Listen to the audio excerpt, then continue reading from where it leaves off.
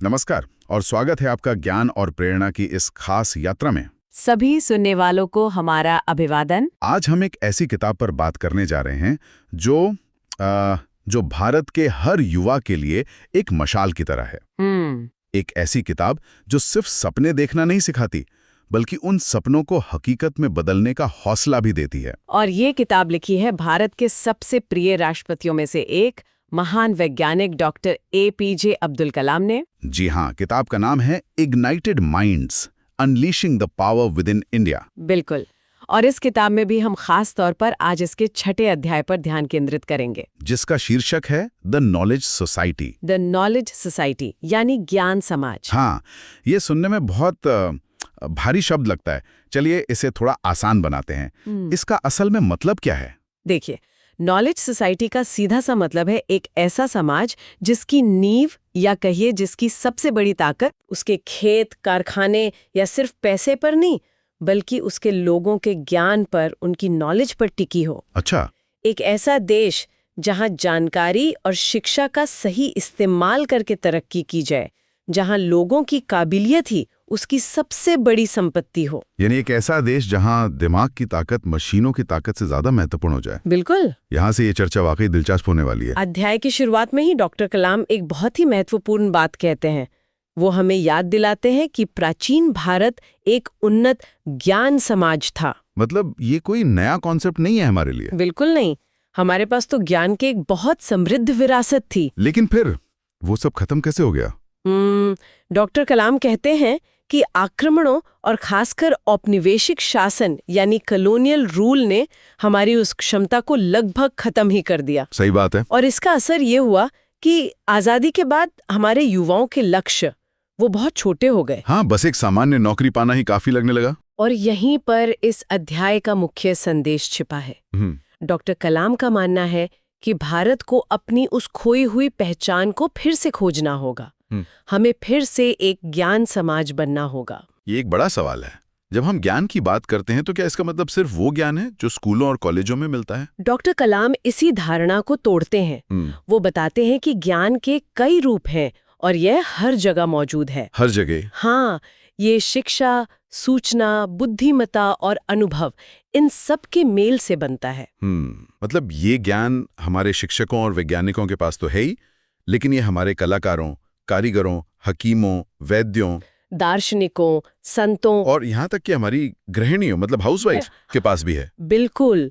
हमारे रीति रिवाज, हमारा इतिहास, हमारे महाकाव्य और परंपराएं, ये सब भी तो ज्ञान के विशाल स्रोत हैं। वाह। यहाँ तक कि हमारे गांवों में, हमारे पर्यावरण में, महासागरों और रेगिस्तानों में, हर जगह ज्ञान का खजाना छिपा है। तो फिर इस बिखरे हुए ज्ञान को एक ताकत में कैसे बदला जाए? एक ज्ञान समाज बनाने के लिए क्या जरूरी है? इसके लिए डॉक्टर कलाम 2 प्रमुख स्तंभों की बात करते हैं, 2 पिलर्स। अच्छा, वो 2 स्तंभ क्या हैं? पहला है सामाजिक परिवर्तन, मतलब सोसाइटल ट्रांसफॉर्मेशन। और इसमें क्या क्या शामिल है? इसमें शिक्षा, स्वास्थ्य सेवा, कृषि और शासन मतलब गवर्नेंस में सुधार लाना शामिल है, ताकि हर नागरिक को सशक्त बनाया जा सके।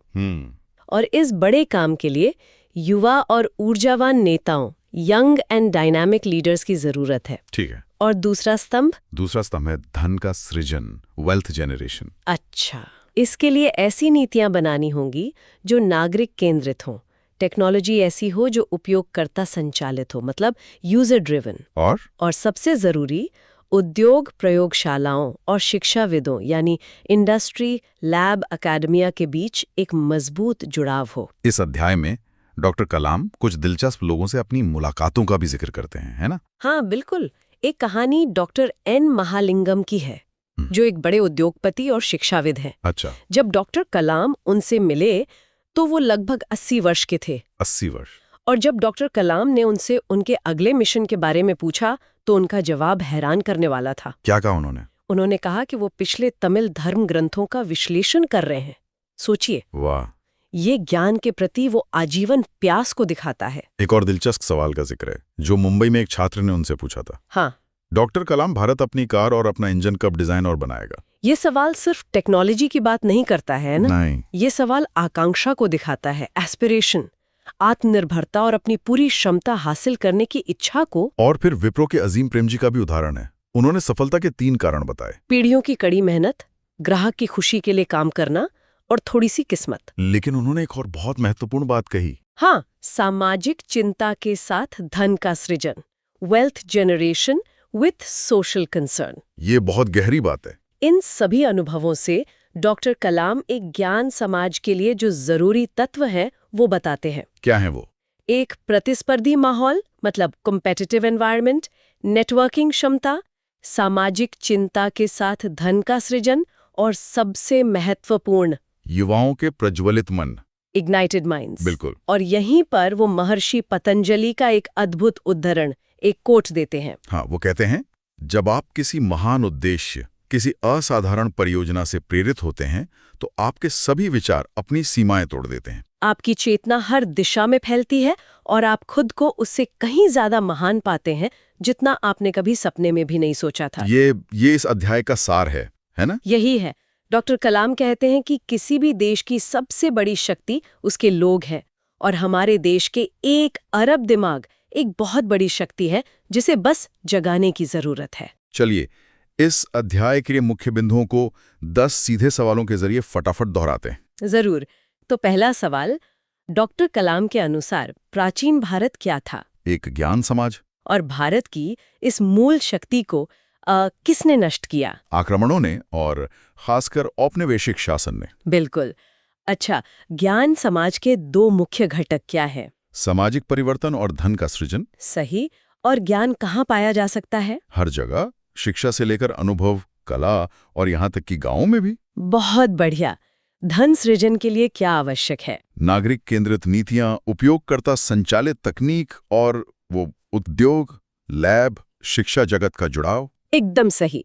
अच्छा, मुंबई के छात्र ने किस बारे में पूछा था? भारत की अपनी यात्री कार और अपना इंजन बनाने के बारे में।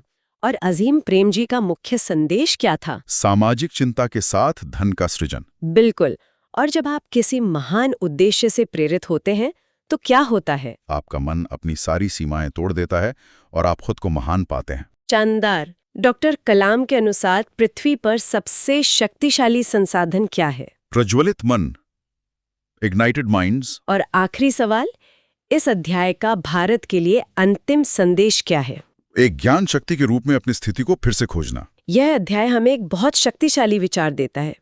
यह हमें एक राष्ट्र के रूप में अपनी क्षमता को देखने का एक बिल्कुल नया नजरिया देता है। जाते जाते हम सभी सुनने वालों के लिए एक सवाल छोड़ना चाहेंगे। जरूर। यह अध्याय 1 करोड़ मनों को जगाने की बात करता है। आज के डिजिटल युग में जब जानकारी हमारी उंगलियों पर है, हमें वास्तव में एक ज्ञान समाज बनने से रोकने वाली सबसे बड़ी बाधा क्या है और उस बाधा को दूर करने में हर व्यक्ति क्या भूमिका निभा सकता है? ये एक बहुत जरूरी सवाल है। इस विचार के साथ हम आज की ये चर्चा समाप्त करते हैं। चलो मिलते हैं अगले चैप्टर में।